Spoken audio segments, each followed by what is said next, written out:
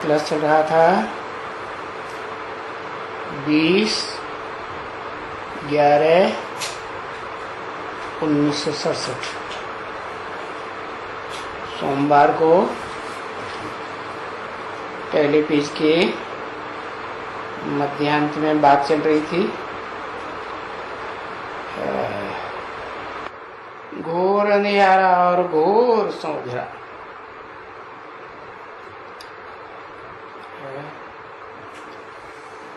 जिसको ज्ञान का तीसरा नेत्र मिलता है उसके लिए घोर सोझरा।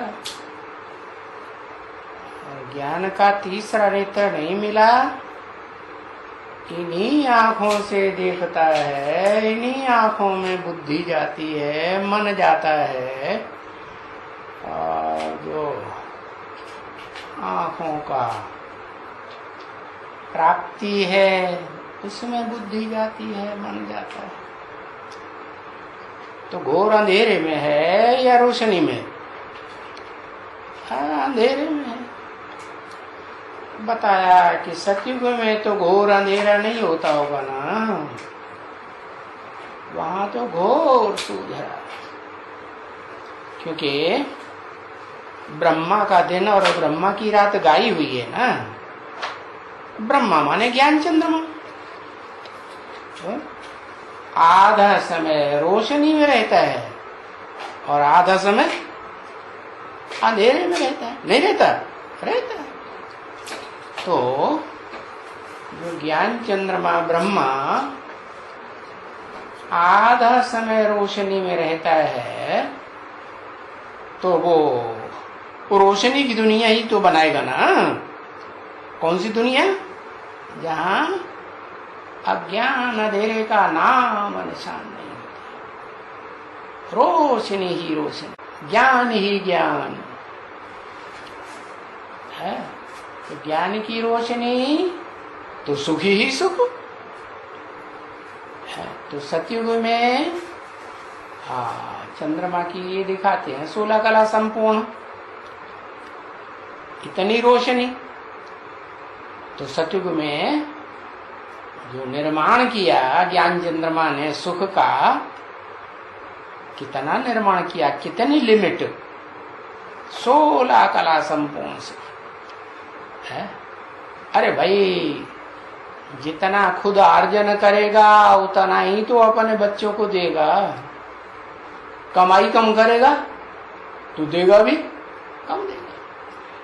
तो 16 कला संपूर्ण जो ज्ञान चंद्रमा है, उसने 16 कला संपूर्ण सतयुग की रचना की। और जो रचना करेगा तो प्राप्ति भी करेगा कि नहीं?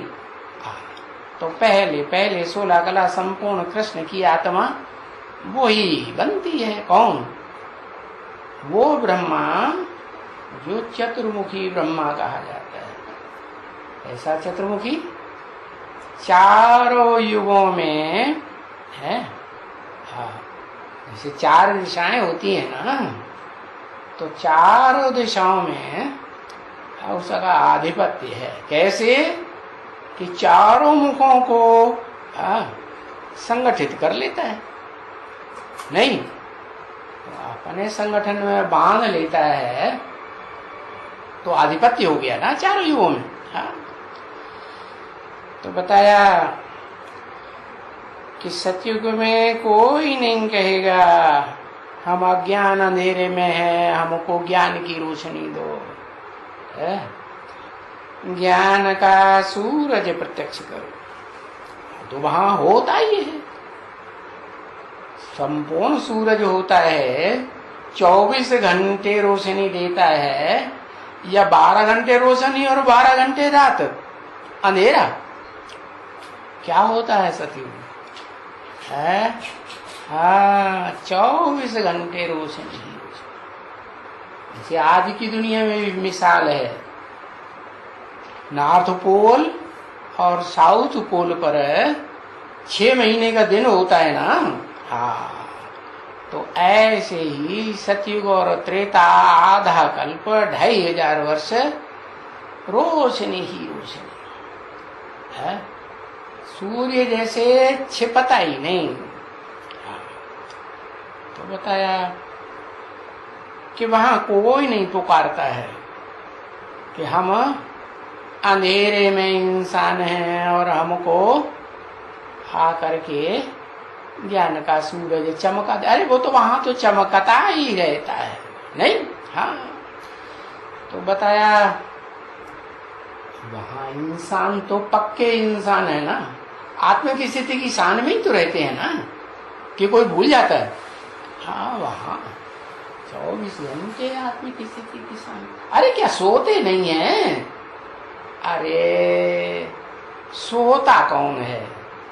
देह सोती है या आत्मा सोती है? आत्मा सदा जागती ज्योति है या वो सोती हुई है? आत्मा तो सदा जागती।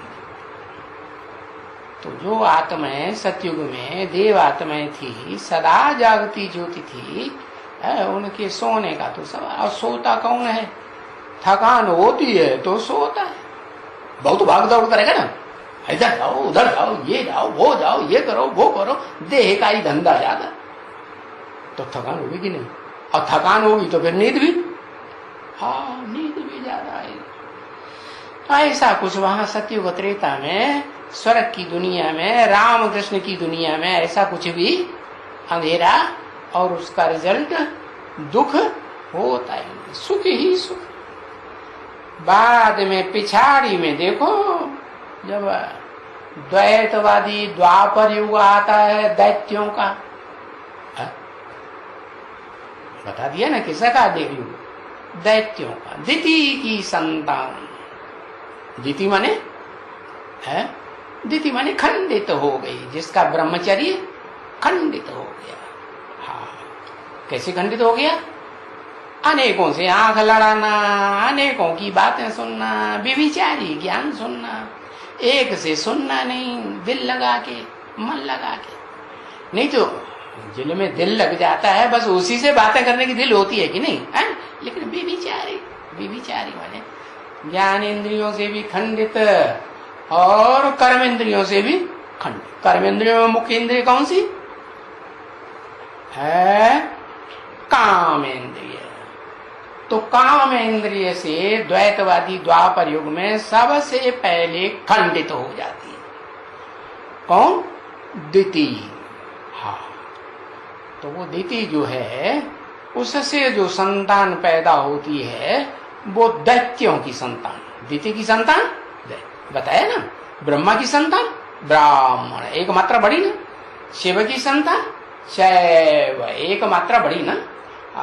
विष्णु के फॉलोअर संतान एक मात्रा बड़ी, वैष्णव। ऐसे ही दिति की संतान दैत्य। चीड़ फाड़ का काम उनका 24 घंटे बुद्धि में यही लगा रहता है। कैसे कोई साउथ कन्या मिले और उसकी चीड़ फाड़ करके रख दे, ऐसी बुद्धि बन जाती है। तो ये जो दैत्यों की दुनिया फिर दिनों दिन बढ़ती जाती है, द्वापर युग से या घटती जाती है? बढ़ती जाती है। कलयुग के अंत तक जाकर के ऐसी हालत हो जाती है कि ऐसे धर्म का वर्चस्व दुनिया में हो जाता है। मुख्य धर्म 4 है ना, देवता, इस्लामी, बौद्धी, क्रिश्चियन।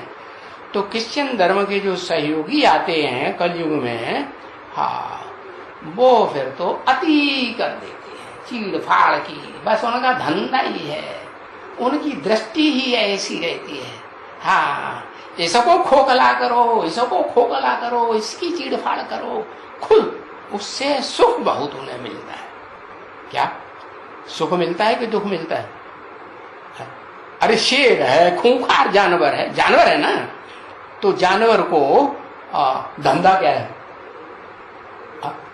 जानवर का क्या धंधा? जानवर का धंधा है चीड़ फाड़ करना, फाड़ देता है। कोई भी जानवर वो पकड़ेगा, फाड़ देगा, खाएगा नहीं। कुत्ते का मांस नहीं खाएगा, छोड़ देगा। किसका खाएगा? बढ़िया बढ़िया जो होगा ना जानवर, तो फिर उसका मांस खूब खाएगा, लेकिन चीड़ेगा फाड़ेगा ना, तो उसका धंधा है खूंखार, खून खार। कैसा धंधा? खून खार कर देना, ऐसा धन। तो ये पिछाड़ी में जाकर के कलयुग के अंत में ये हालत हो जाती है? दुख बढ़ता है मनसा का कि घटता है? अत्यंत बढ़ जाता है। इतने दुखी हो जाते हैं। वो क्रिश्चियनिटी की दुनिया में तो खास क्रिश्चियंस का देश है ना, यूरोप अमेरिका, हाँ, तो उसमें तो ऐसे राक्षस बन जाते हैं जो भारत में कहते हैं पाताल लोक में रहते हैं। पाताल लोक माने पृथ्वी गोल है ना, तो ऊपर है भारत, उसके दूसरी ओर क्या होगा? अमेरिका, तो पाताल लोक हो गया ना। हाँ, पाताल। तो बताया पिछाड़ी में तो ये पाताल लोकवासी कितने आत्मघात करते हैं। क्या करते हैं? जीवघात। मेंटल टेंशन इतना बढ़ता है कि मेंटल टेंशन में आकर के वो अपनी ही हत्या, अपनी जीव हत्या कर लेते, जीव घात कर लेते। तो अति दुखी हुए कि नहीं? हाँ, अति दुखी, क्योंकि मन तो सबसे जास्ती इंद्रियों में शक्तिशाली होता है, और जो शक्तिशाली है वो ही इतना कमजोर बन गया है, सुसाइड करने के लिए अनसन्नद्ध हो गया। तो बताया ये गीत पिछाड़ी में ही बहुत बनते जाते हैं। क्या है? हम अंधेरे में हैं, अज्ञान अंधेरे में है, अंधेरे में होने के कारण, अज्ञान में होने के कारण हम बहुत दुखी। हे भगवान, अब तो यहाँ आकर के क्या करता है? इस सृष्टि पर और धर्म पिताओं की तरह 100 साल के लिए ही आता है ना, ज्यादा तो नहीं आता। तो इस सृष्टि रूपी रंगमंच पर जो 4 सीन की, 4 युगों की सृष्टि है, इसमें आकर क्या कर दे है? तो ज्ञान का सूरज वो चमका दे जो चारों युगों में ज्ञान की रोशनी फेंकता है। आत्मिक स्थिति में रहेगा तो रोशनी फेंकेगा, या देवान में ज्यादा रहेगा तो फेंकेगा? आत्मिक स्थिति। शूटिंग कहाँ होती है? रिहर्सल तब होती है जब supreme soul heavenly God father Shiva, जो जन्म मरण के चक्र से न्यारा है, गर्भ से जन्म नहीं लेता है, अकर्ता भोक्ता निराकार है, तो वो निराकार शिव इस सृष्टि पर 100 वर्ष के अंदर ऐसे दुनिया की शूटिंग कराने आता है, रिहर्सल कराने आता है। क्या बड़ा डायरेक्टर हुआ ना? हाँ, कैसा डायरेक्टर? Managing director. जो मैनेजिंग डायरेक्टर होता है ना, वो थोड़े समय के लिए आता है, चक्कर लगाता है कि 24 घंटे कारखाने में चला रहता है। हाँ, उसको तो बुद्धि ज्यादा है ना, उसने पढ़ाई पढ़ी है कि पढ़ाया है हमेशा का। हाँ, जन्म ही नहीं लेता तो वो तो हमेशा का ही पढ़ा है। जो जन्म मरण के चक्कर में आते हैं वो सब भूल जाते हैं, है? इस जन्म की भी बहुत बातें भूल जाती हैं, पिछले जन्म की तो बहुत ही भूल जाते हैं। तो ये गीत इस समय होते हैं, किस समय? जब बाप इस सृष्टि पर आते हैं, ये दुनिया रौरव नरक बनना लगती है, तब इस समय ये गीत बनते हैं। सतयुग में तो ऐसे गीत कोई बनाएंगे भी नहीं है, न बनाएंगे न कोई गाएगा। इसलिए बाबा ने हम बच्चों को भी डायरेक्शन दे दिया। क्या अब तो तुम पुरुषोत्तम संगम की ब्राह्मण हो गए ना, ऊंचते ऊंच हो गए कि क्षत्रिय हो गए, वैश्य हो गए कि शूद्र हो गए। क्योंकि भगवान बाप तो कहते हैं मैं आता हूं तो 4 वर्णों की रचना कर देता हूं। क्यों ऐसा क्यों करते हो? कोई को ऊंचा बनाते हो, कोई नीचा बनाते हो? कहते हैं नहीं, मैं नहीं बनाता हूं, अपने अपने स्वभाव संस्कार के अनुसार खुद ही अपनी ऐसी शूटिंग करते हैं। क्या कोई ब्राह्मण बन जाते हैं फर्स्ट क्लास, हाँ, कोई सेकंड क्लास ब्राह्मण, कोई थर्ड क्लास ब्राह्मण, कोई 4th क्लास ब्राह्मण। 4th क्लास ब्राह्मण बन जाते हैं। तो जो 4th क्लास ब्राह्मण बनते हैं ना, वो फिर शूद्रों की लिस्ट में चले जाते हैं। तो बताया 4 युग हैं, चारों युगों में ये 4 वर्ण बन जाते हैं। सतयुग में पक्के ब्राह्मण, त्रेता में क्षत्रिय, द्वापर में वैश्य। वैश्य क्या? अरे धरणी को चीड़ फाड़ करने का काम शुरू करते हैं कि नहीं? हल चलाते हैं कि नहीं? हाँ, हल चलाते हैं, चीड़ फाड़ कर देते हैं। तब पैदाइश करते हैं। कहते हैं जितना काम करेंगे कर्मेंद्रियों से उतना ये दुनिया सुखी बनेगी, ऐसे कहते हैं। अरे उनको ये पता ही नहीं है कि कर्मेंद्रियों का काम ऊंचा होता है या ज्ञानेंद्रियों का काम ऊंचा होता है, या ज्ञान इंद्रियों कर्मेंद्रियों से भी कंट्रोल करने वाली कोई इंद्रिय है, उसका काम ऊंचा होता है। ज्यादा शक्तिशाली कौन है? मन। तो मन जो है ना, वो सब इंद्रियों का कंट्रोलर, 10 इंद्रियों का कंट्रोलर है। तो वो जो कार्य करेगा वो तो ऊंचा ही काम करेगा ना। हाँ, तो जो मन है उससे होती है याद। मन से क्या कर सकते हैं? याद कर सकते हैं। बाकी कोई स्थूल काम करने की बात नहीं है। सबसे ऊंची है याद। किसकी याद? अरे श्रेष्ठ ते श्रेष्ठ की याद करेंगे, जो श्रेष्ठ कर्म करने वाला है और श्रेष्ठ कर्म करके श्रेष्ठ नाम वाला होता है संसार में, है तो उसको याद करेंगे तो क्या बनेंगे?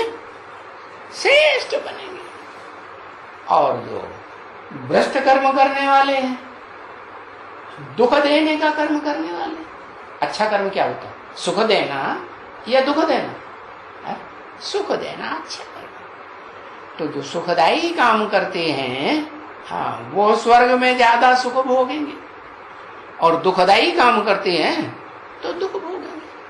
तो बताया एक है देह और देह की कर्मेंद्रियों का काम है, वो है कर्मेंद्रियां नीचे होती है, होती है कि नहीं? है? हाथ लटका के खड़े हो जाओ, हाथ भी है, कमर का आधा हिस्सा नीचे, कमर से ऊपर का हिस्सा ऊपर। तो हाथ नीचे चले जाएंगे कि ऊपर रहेंगे? नीचे गए ना। तो भ्रष्ट हुए या श्रेष्ठ हुए? हाँ, भ्रष्ट हुए। ऐसे ही पांव, पांव तो सबसे नीचे। ऐसे ही जो गंध करने वाले हैं, टट्टी पेशाब, वो भी तो इंद्रियां हैं। हाँ, उन इंद्रियों से ऐसे नहीं कि सभी इंद्रियां दुखदायी ही काम करती है, कुछ न कुछ सुखदायी भी काम। लेकिन ये इंद्रियां ऐसी हैं, भ्रष्ट इंद्रियां, जिनसे सुख बहुत क्षण भंगुर रह जाता है और दुख अति का बढ़ जाता है। अति का दुख बढ़ता है उन कर्मेंद्रियों से, भ्रष्ट कर्मेंद्रियों से करने से। तो रिजल्ट क्या होगा? हाँ, कर्मेंद्रियां जो फल देंगी और ज्ञान इंद्रियां भी जो फल देंगी, और जो मन भी जो फल देगा उन इंद्रियों को कंट्रोल करने वाला, वो दुखदायी होगा या सुखदायी होगा? दुख बढ़ेगा ना। दुख बढ़ेगा तो मेंटल टेंशन बढ़ेगा। मेंटल टेंशन बहुत अति का बढ़ जाता है तो फिर आदमी अपने की शरीर को ही खत्म, वो जानता तो है नहीं कि हम कोई शरीर तो है नहीं। भले तुमने शरीर खत्म कर दिया, शरीर खत्म करने से आत्मा खत्म हो जाती है? मन बुद्धि खत्म हो जाती है? नहीं, न मन बुद्धि खत्म होती है, न ज्ञान इंद्रियां खत्म होती। ज्ञान इंद्रियां सूक्ष्म रूप धारण कर लेती। अरे सोते हैं, शरीरधारी सोते हैं कि नहीं? तो जब सुसुप्ति अवस्था में सोते हैं, कुछ भी कर्म नहीं करते, आंखों से देखते भी नहीं, कानों से सुनते भी नहीं, और कर्म इंद्रियों से कर्म करते हैं? नहीं करते हैं सुसुप्ति। तो वो इंद्रियां सूक्ष्म में कर्म करती हैं कि नहीं? स्वप्न में करती है ना। हाँ, तो सूक्ष्म इंद्रियां जो हैं वो तो नष्ट नहीं होती, वो आत्मा के साथ ही जाती है। मन हो, बुद्धि हो, मन को भी कंट्रोल करने वाली आत्मा, उसको कहते हैं बुद्धि। तो बताया कि जो द्वैतवादी द्वापर युग है ना, वो है ब्रह्मा की रात। क्या अज्ञान अंधेरा शुरू हो गया कि ज्ञान की चढ़ती कला रह गई, ज्ञान रह गया। अरे तेजी से ज्ञान नीचे उतरता है। द्वापर के आदि में फिर भी ऋषि मुनि कुछ ज्ञानी होते थे, लेकिन वो तो नीचे ही उतरते जाते। क्यों? क्योंकि उन ऋषि मुनियों की संख्या बहुत थोड़ी है ना, और जो ऊपर से आने वाली आत्माएं हैं, भ्रष्ट इंद्रियों से कर्म करने वाली, भ्रष्ट इंद्रियों का कर्म सिखाने वाली, उनकी संख्या तो बहुत बहुत उतरना शुरू हो जाती है। तो भ्रष्टों का संग का रंग ज्यादा हुआ या श्रेष्ठ का संग का रंग ज्यादा हुआ? इस दुनिया में भ्रष्ट लोगों का संग का रंग ज्यादा हो गया। तो वो देव आत्माएं जो हैं, हाँ, उनमें क्या एक कमजोरी होती है, वो मात्र देश की आत्माएं हैं। क्या? मात्र देश एक ही है, भारतवर्ष। भारतवर्ष की जो भी भारतवासी आत्माएं हैं, भले 33 करोड़ देव आत्माएं कही जाती हैं, सतयुग के आदि से लेकर के कलयुग के अंत तक इस सृष्टि रूपी रंगमंच पर उतरती रहती हैं, तो भी उनमें वो माता का मोह होता है या नहीं होता है? सबसे जास्ती। क्या? वो मात्र देश की आत्माएं, उनमें माता का मोह बहुत होता है। इसलिए जो भी ऊपर से आने वाली आत्माएं हैं, उन्हीं के द्वारा तो जन्म लेंगी। ऊपर वाली आत्माओं का कोई पाप कर्म होता है क्या? परम धाम से, आत्मलोक से जो आत्माएं उतरती हैं, उनका कोई पाप होता है? नहीं होता। तो वो तो गर्भ से जन्म नहीं, तो किससे जन्म लेंगे? हाँ, इस सृष्टि पर जो भी देहधारी हैं पहले से मौजूद, उन्हीं में प्रवेश करती है।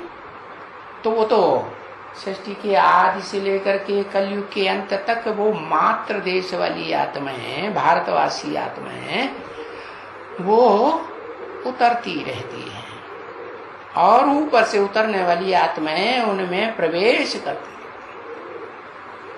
जितनी ऊंची आत्मा होगी, उतने ऊंचे देवता में प्रवेश करेगी। क्या? सबसे ऊंची आत्मा कौन है?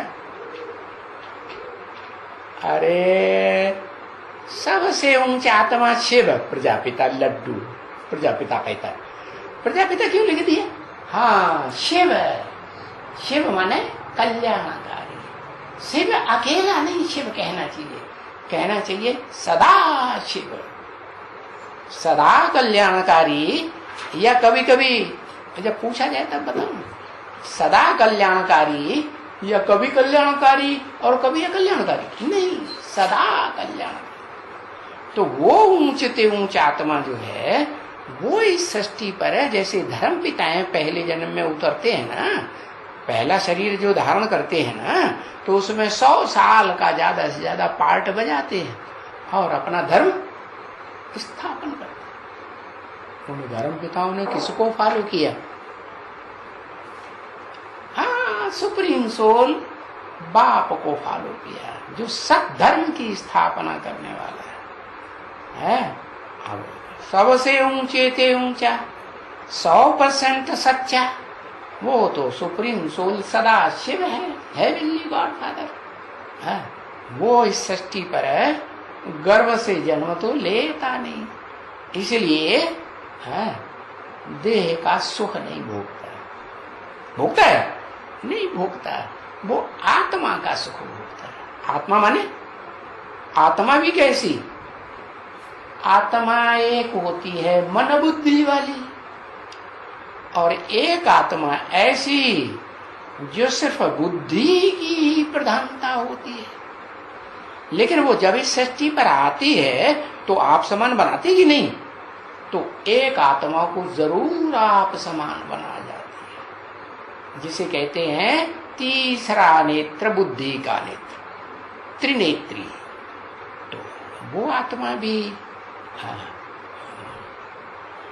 बुद्धि में बड़ी तीखी रहती है। वो इस सृष्टि रूपी रंगमंच पर हीरो पार्टधारी का पार्ट बजाती है, जन्म जन्मांतर पार्ट बजाती है। तो बताया कि उतरती कला के युग हैं, तेजी से उतरती कला होती है द्वापर और कलयुग में, तो उसको ब्रह्मा की रात कहा जाता है। और वो रात गहरी गहरी होती जाती है। अज्ञान की रात बढ़ती है कि घटती है?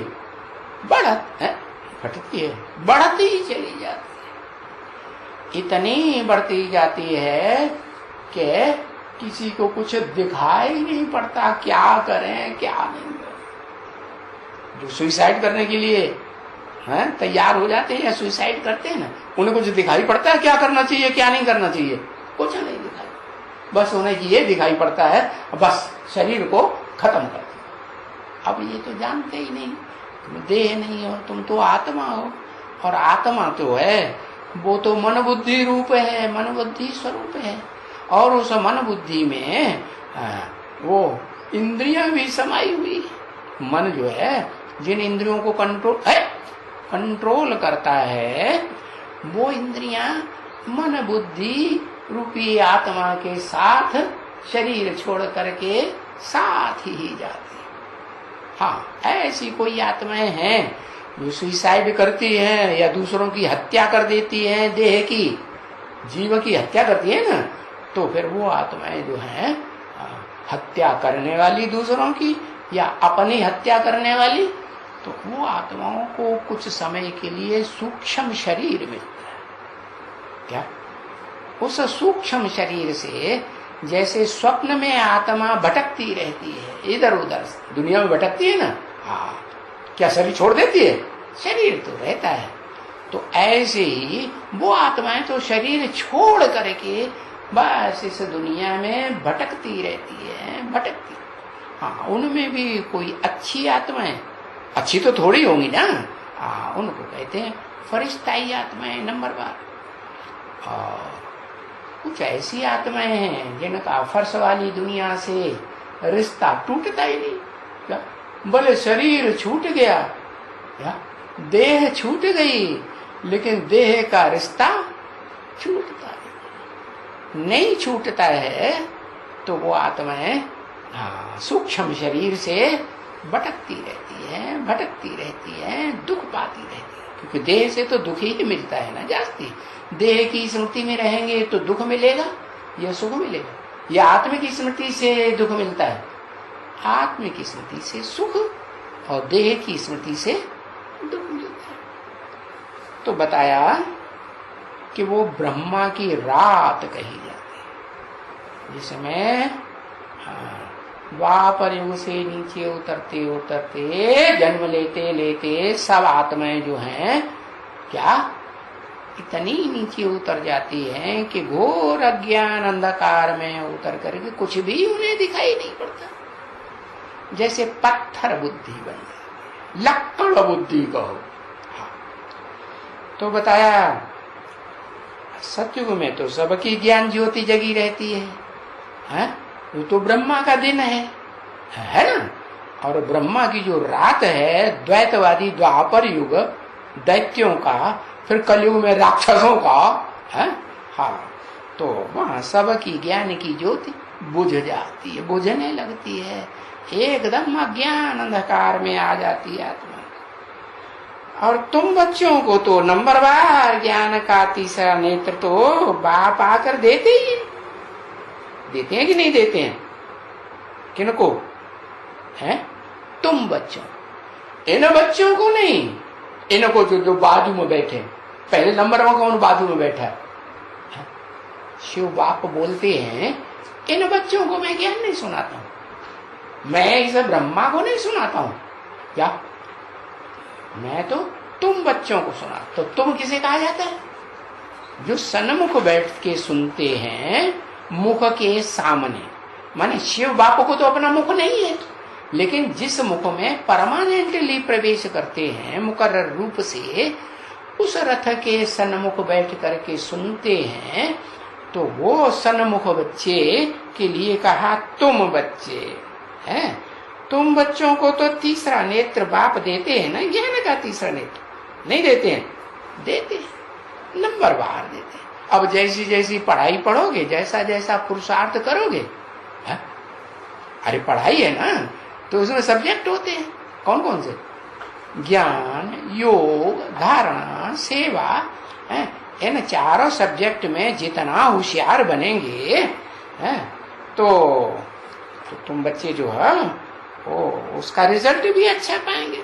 हाँ, तो ये जो बताया, तुमको ज्ञान का तीसरा नेत्र यहाँ मिलता है जब बाप इस सृष्टि पर प्रैक्टिकल में कोई मुकर्रर रथ में आकर के पाठ बजाते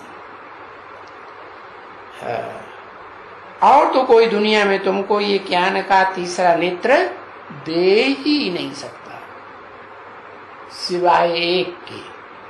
एक माने आत्माओं का बाप नहीं, सिर्फ ज्योति बिंदु नहीं, वो बाप भी जिस मनुष्य सृष्टि में आकर के मनुष्य सृष्टि के बीज रूप बाप के मुकर्रर रथ में प्रवेश करके पार्ट बजाता है, तो व्यक्ति हुआ कि अव्यक्त हुआ? अव्यक्त माने जो आंखों से देखने में नहीं आए। आत्माओं का बाप ज्योति बिंदु शिव आंखों से देखने, अपनी आत्मा ही नहीं देखने में आती। तो बताया कि व्यक्त में वो सुप्रीम सोल अव्यक्त भी बैठा है और साकार शरीर में प्रवेश है मुकर्रर रथ में, तो व्यक्त भी है। इन आंखों से देखा जा सकता कि नहीं? देखा जा सकता, लेकिन वो तब ही देखा जा सकता है, वो ही देख सकते हैं जो ज्ञान का तीसरा नेत्र अपना पक्का करेंगे। अब जितनी जल्दी आत्मा का ज्ञान का तीसरा नेत्र पक्का कर लेंगे कि मैं ज्योति बिंदु आत्मा हूं, क्या अब सब एक जैसा तो नहीं कर पाएंगे? बिना शुरू हो जाएगा, मारा मारी भगत दड़ शुरू हो जाएगी, तो नंबरवार रह जाएंगे कि सब एक जैसे हो जाएंगे? नंबरवार रह जाएंगे। तो कोई तो 100% 24 घंटे आत्मिक स्टेज में रहेंगे, माने बुद्धि रूपी तीसरा नेत्र प्राप्त कर लेंगे 24 घंटे का। कोई फिर नंबरवार हो जाएंगे, होंगे ही नहीं।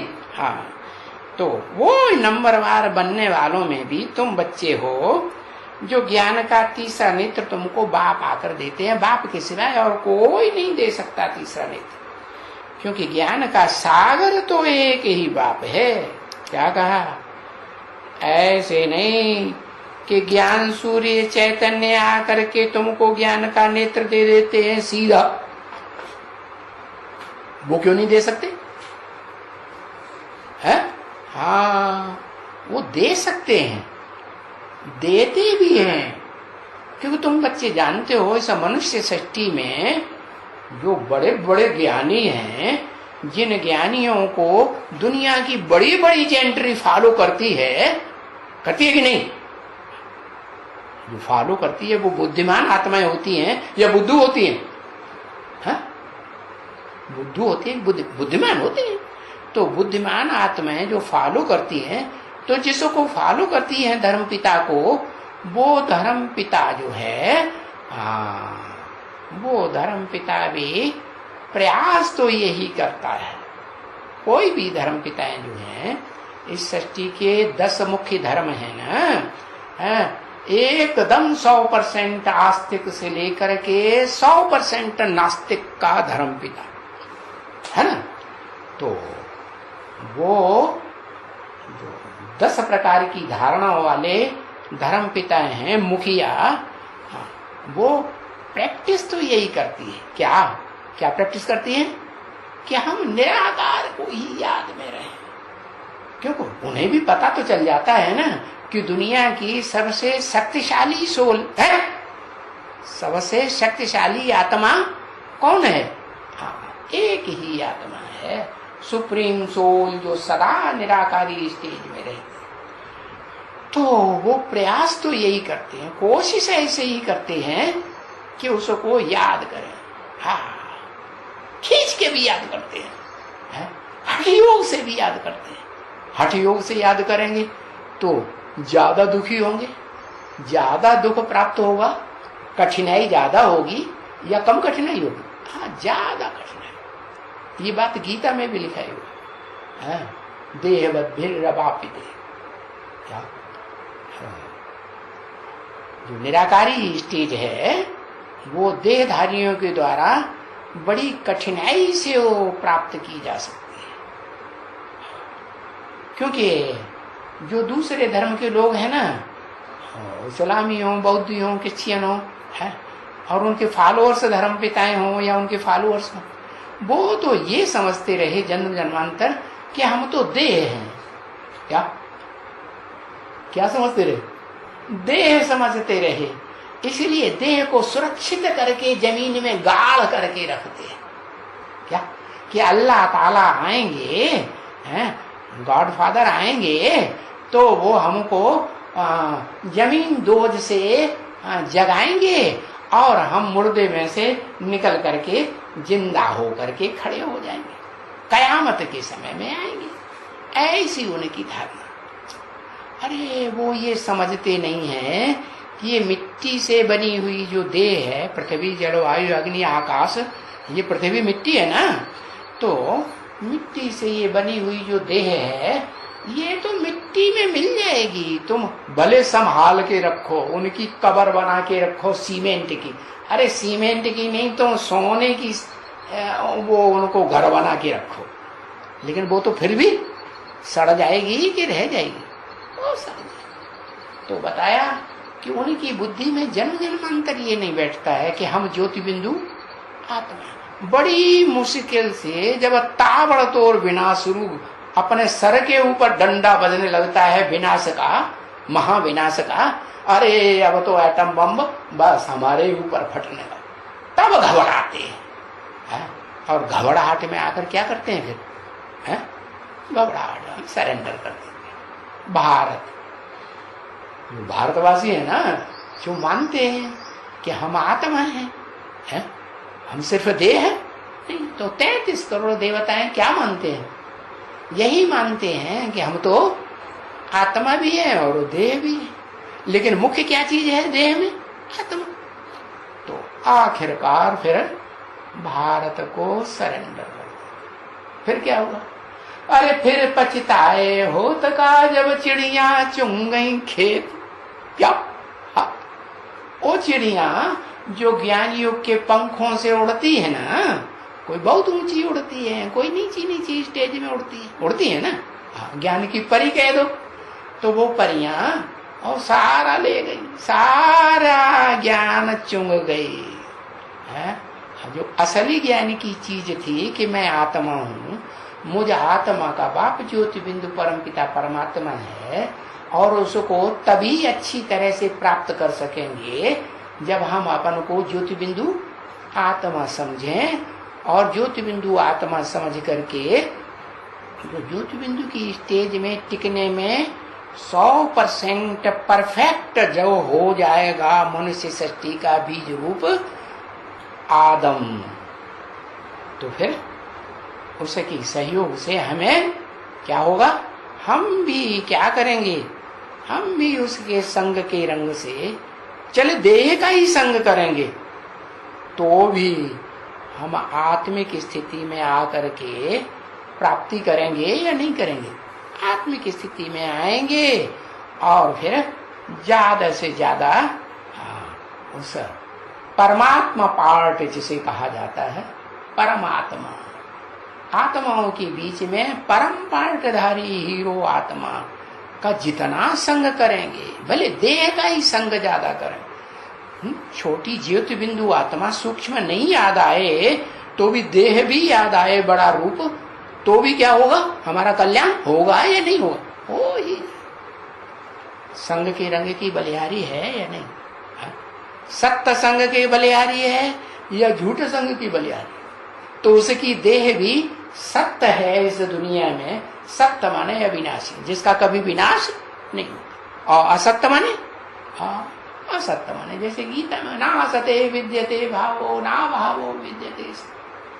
जो सत्य है उसका कभी इस दुनिया में अभाव नहीं होता, और जो असत्य है वो तो आज है कल खलास। जैसे बड़े बड़े महाद्वीप हैं, उन बड़े बड़े महाद्वीपों में और बड़े बड़े धर्म पिताओं के फॉलोअर्स का राज्य चल रहा है ना, आज चल रहा है ना। हाँ, तो कितने भी बड़े महाद्वीप हो, एशिया हो, अमेरिका हो, यूरोप हो, अफ्रीका हो, ऑस्ट्रेलिया, कोई भी हो, भले बड़े बड़े हैं तो भी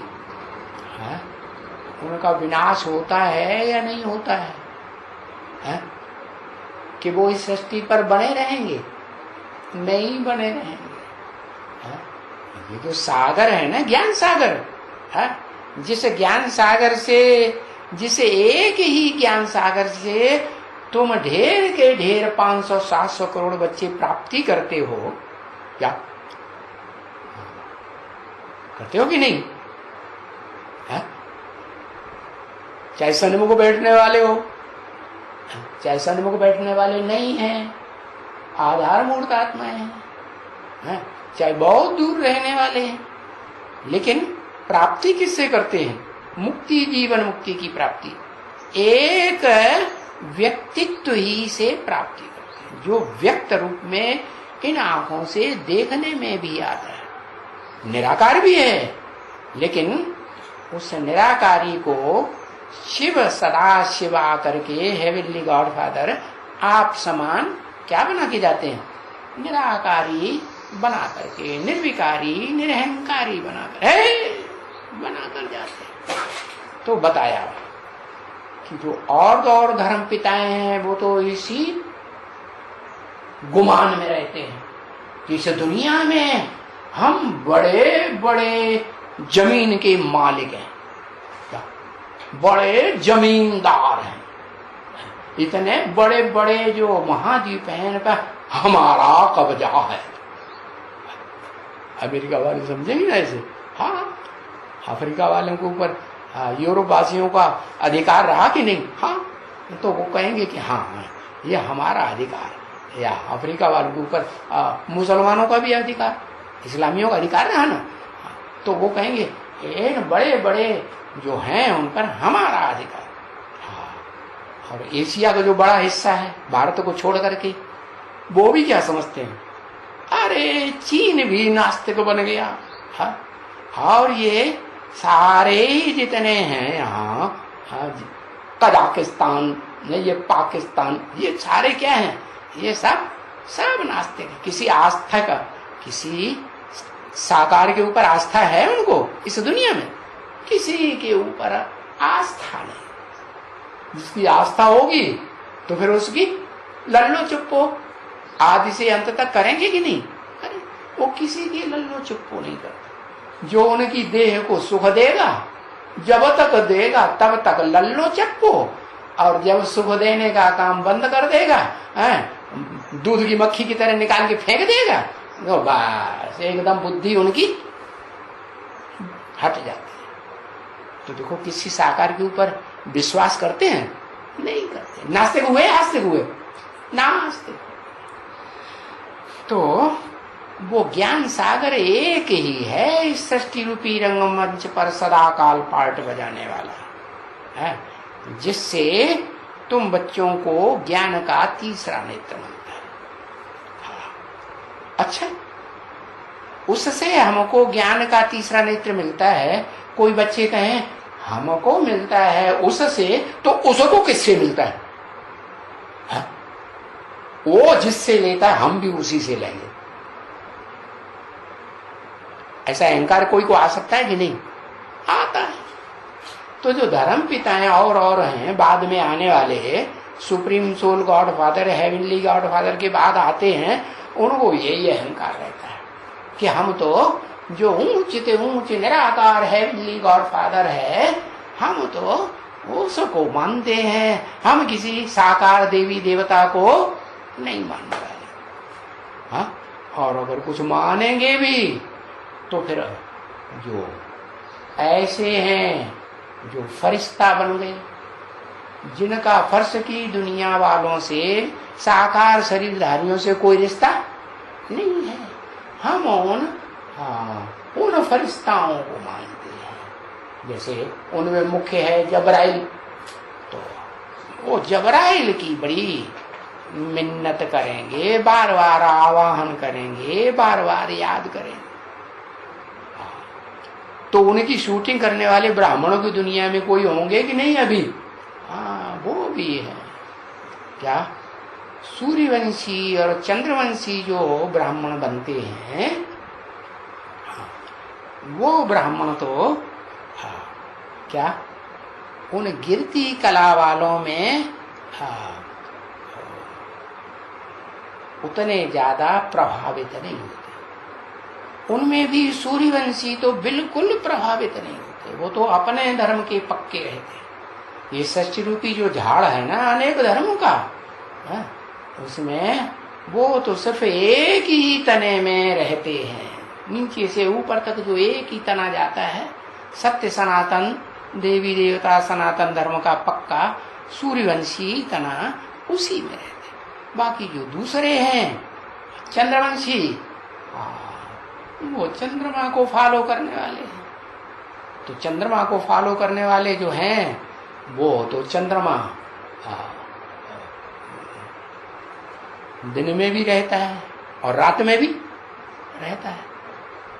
आधा समय दिन में दिन की ओर बढ़ता है, रोशनी की ओर बढ़ता है, आधा समय अंधेरे की ओर बढ़ता है। तो वो चंद्रवंशी आत्माएं भी कुछ ऐसी हैं जो नीची कला में जाती है। जैसे इस्लाम धर्म में कन्वर्ट होने वाले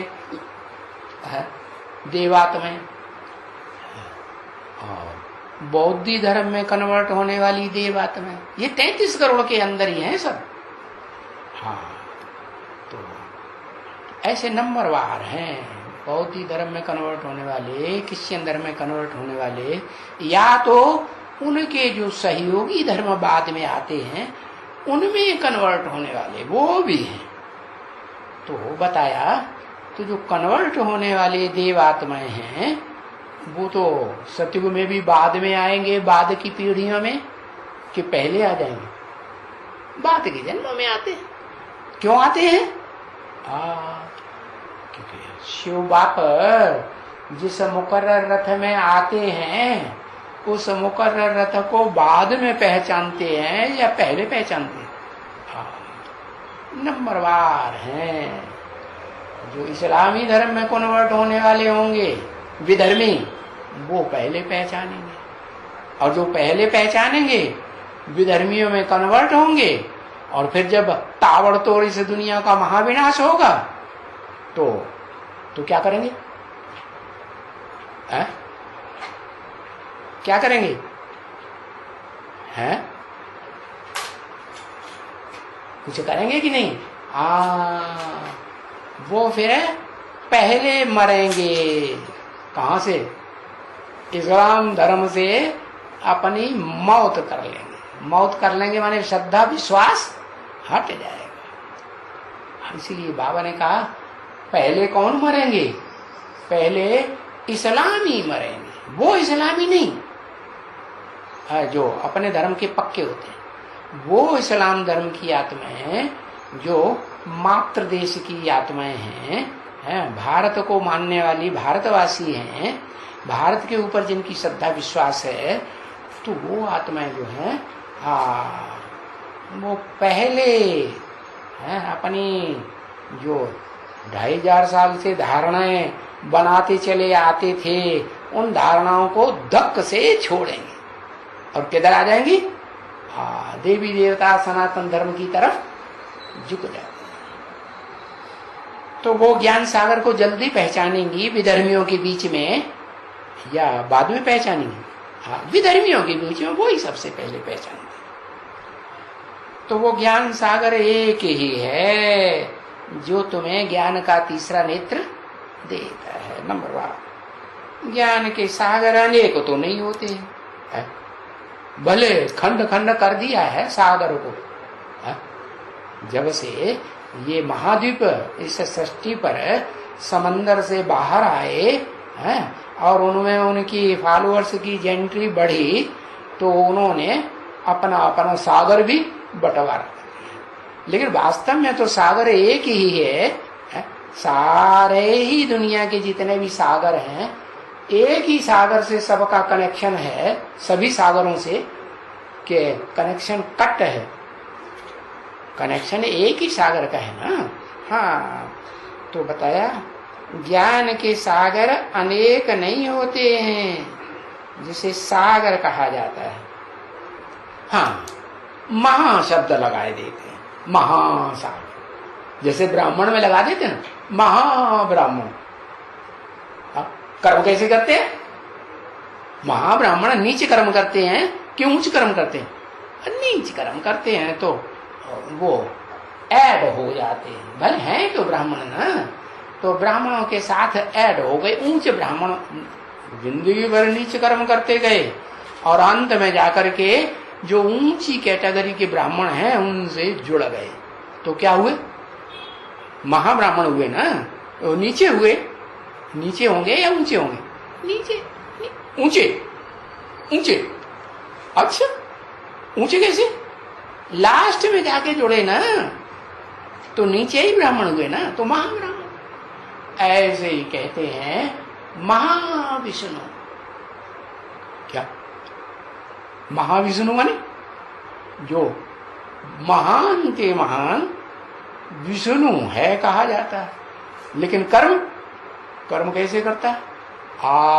नहीं, जाता है शुक्राचार्य के पैर में, और शुक्राचार्य की जो अम्मा है, शुक्राचार्य घर में होते नहीं तो उनकी अम्मा को हत्या कर देता है। तेरे की नहीं तो कैसा विष्णु है, सत्यानाश कर दिया। अरे विष्णु तो ऊंच ऊंच देवता माना जाता है, उसका नाम बदनाम करके रख दिया। क्यों? वो कौन सा महाविष्णु हुआ? ऊंच ते ऊंच विष्णु कौन हुआ? और उसमें ऐड होने वाला जो बाद में ऐड होता है तो महाविष्णु कहा जाता है। वो कौन हुआ है? हाँ, जो आदि नारायण है वो है महाविष्णु। क्यों? कैसे? विष्णु माने स्त्री और पुरुष दोनों मिल गए तो विष्णु हुए, उसको विष्णु कहा जाता है। जिनके संस्कार मिलकर के स्त्री पुरुष के एक हो जाएं, स्वभाव संस्कार। तो देह है, देह क्या हो गई? प्रकृति, प्रकृति हो गई ना, प्रकृति माता है। और प्रकृति माता का पति प्रकृति पति। वो प्रकृति पति कौन हुआ बताओ? अरे त्रिदेव प्रजापिता, जो सारी सृष्टि का पिता है ना, वो पिता भी बनता है और सारी दुनिया की मनुष्य आत्माओं का पति भी है। पति माने रक्षा करने वाला, है कि नहीं? तो बताया कि वो प्रजापति जिसे कहा जाता है, और वो उसका शरीर अम्मा का पार्ट बजाता है। बड़े से बड़ी अम्मा की छोटी से छोटी अम्मा, नंबरवार अम्मा। बताया कि महाविष्णु समझ गए कौन हुआ? तो महाशब्द लगा, इसका मतलब है कि महा बाद में लगा कि पहले लगा? बाद में लगा महा। जैसे महाब्राह्मण है तो जो ऊंच ते ऊंच विष्णु है, ऊंच ते ऊंच ही कर्म करता है और ऊंच ते ऊंच ही सुख अतीन्द्रिय सुख भोगता है सदा काल। शरीर से संपन्न पुरुषार्थ होता है तो सदाकाल ऊंचते ऊंच सुख भोगेगा कि नीचे सुख भोगेगा? मन से भी, पुरुषार्थी जीवन में भी मन से खुश रहेगा या दुखी होगा? मन से सुखी होगा, बुद्धि से भी सुखी होगा। बुद्धि में ही तो सारा ज्ञान समाता है ना। तो ज्ञान के जो रत्न मिलते हैं ना, उन रत्नों की खुशी में खुशी जैसी खुराक नहीं। मन बुद्धि को क्या खुराक चाहिए? खुशी की खुराक चाहिए। तो वो तो हुआ एक है जो ऊंचते ऊंच विष्णु का पार्ट बजाने वाली ओरिजिनल आत्मा है।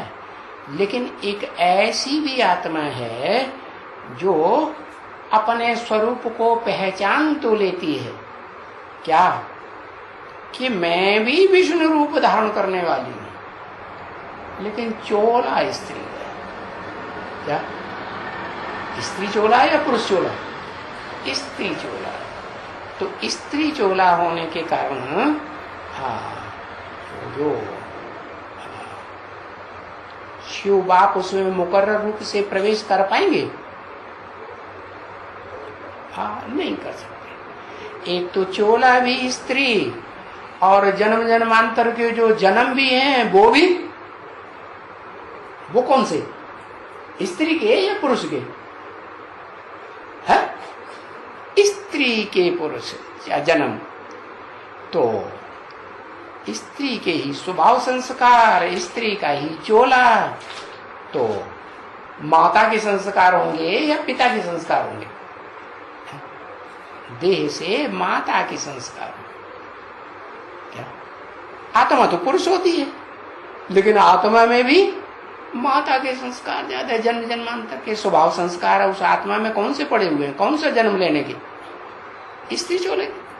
तो बताया कि वो मोह ममता ज्यादा रहती। तो जहां वो आत्मा जन्म लेती है, ब्रह्मा से ही जन्म लेगी ना। अरे राधा कहां से जन्म लेती है? वो पुरुष चोले हैं पार्ट बजाने वाले सच्ची रूपी रंगमंच पर, उसमें दिखाते हैं भक्ति मार्ग में कि कृष्ण है सबसे ऊंचे के ऊंचा भगवान। है कहां की यादगार? वो सत्युगी कृष्ण की 16 कला संपूर्ण की यादगार है क्या? नहीं, यादगार तो सारी संगम युग की होती है ना। तो संगम युग में जो कृष्ण वाली आत्मा है, कृष्ण माने आकृष्ट करने वाली, सारी दुनिया को आकर्षित करने वाली, वो कौन है? समझ में आया कि नहीं? सारी दुनिया को आकृष्ट करने वाली आत्मा है। कौन है? सारी दुनिया को आकृष्ट करने वाली आत्मा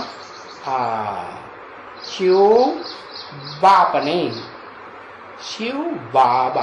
बाबा माने कोई शरीरधारी ऐड हो गया शिव के साथ। कोई शरीरधारी है, देह जिसका नाम पड़ता है बाबा, टाइटल पड़ता है ना बाबा। चाचा, मामा, नाना, काका, ताऊ, ये जो संबंध के टाइटल पड़ते हैं, ये देह के पड़ते हैं कि आत्मा के पड़ते हैं? देह के पड़ते हैं। तो जो बाबा हुआ तो जरूर कोई देहधारी। तो कौन सा देहधारी? जिस मुकर्रर रथ में वो शिव ने प्रवेश किया मुकर्रर रूप से, वो हुआ शिव बाबा। वो जो शिव बाबा है वो पुरुष चोला या बॉम्बी, क्या कहेंगे? बाबा कहेंगे या बाई कहेंगे? बाबा कहेंगे। तो शिव बाबा कहा जाता है। मंदिरों में सबसे जास्ती मंदिर शिव के बने हुए ना, तो लोग जो जाते हैं तो क्या कहते हैं? शिव बाबा। तो बाबा इसलिए कहते हैं कि वो बापों का बाप भी है और बाबाओं का बाबा भी है। जब आत्मिक स्टेज में है तो बापों का बाप, और जब देह में प्रवेश करता है तो जितने भी दुनिया में बाबाएं हैं, जन्म जन्मांतर बाबाएं होते हैं कि नहीं? बाप का बाप क्या कहा जाता है? बाबा। उसका भी बाबा, बाप क्या कहा जाएगा? बाबा। पिता होता है पिता का पिता होता है बाबा, उसका भी पिता होता है, पर पिता हुआ ना, उसको भी बाबा ही तो कहते।